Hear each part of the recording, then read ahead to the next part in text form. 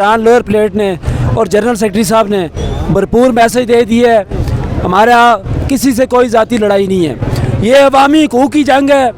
آج بھی اگر آپ عوام گھروں میں سوئے رہے، یہ جو لوگ تماشے دیکھ رہے ہیں اور جو ابھی بھی گھروں میں سوئے ہوئے ہیں، میں ان کو کہتا ہوں 76 سال میں کے بعد یہ عوامی حقوق کی تحریک نکلی ہے۔ آج بھی اگر تم لوگ گھروں میں سوئے رہے، آج بھی اگر تم لوگ اپنے حق کے لیے باہر نہ نکلے، تو پھر کبھی بھی تم جو ہے وہ اپنے ہاتھ ملتے رہو گے اور یہ وقت کبھی تمہارے پاس نہیں آئے گا۔ میں پلیٹ کی گجور عوام کو سلام پیش کرتا ہوں، میں آپ سب سے پرامن رہنے کی گزارش کرتا ہوں۔ یہ دکانیں آپ کی ہیں، یہ گاڑیاں آپ کی ہیں، یہ بلڈنگز آپ کی ہیں، کسی چیز کو ہاتھ نہ لگائیں، بالکل پرامن رہیں۔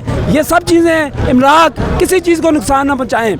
لیکن ان بندوں سے میں یہ کہتا ہوں جو آج بھی گھروں میں سوئے ہوئے ہیں، ان نوجوانوں سے میں یہ کہتا ہوں جو آج بھی گھروں میں سوئے ہوئے ہیں کہ وہ لوگ خدا رہا 31 اگست کو بھی جو باہر نہیں آئے، آج باہر آؤ۔ اگر آج بھی نہیں باہر آتے ہو تو تمہاری آنے والی نسلیں تمہیں کبھی معاف نہیں کریں گی۔ تم لوگ کب تک سوئے رہو گے؟ اور خدا کے بندو اپنے حق کے لیے نکلو، اور آٹا سستا لو یار، اور بجلی سستی لو۔ دریا تمہارے چلے گئے ہیں، آٹا تمہیں مہنگا مل رہا ہے، تم کیا بغیرت کرو گے؟ کیا یہ جو لوگ قبرستانوں میں گئے، کیا ان کو کسی نے کھایا ہے؟ موت تو ایک دن آنی ہے نا، نکلو باہر اپنے حق کے لیے۔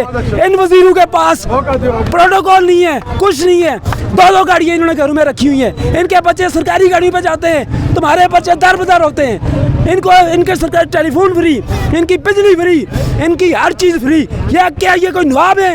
یہ ہمارے ٹیکس کے پیسوں کے اوپر کیوں عیاشیاں کریں؟ خدا را نکلو باہر۔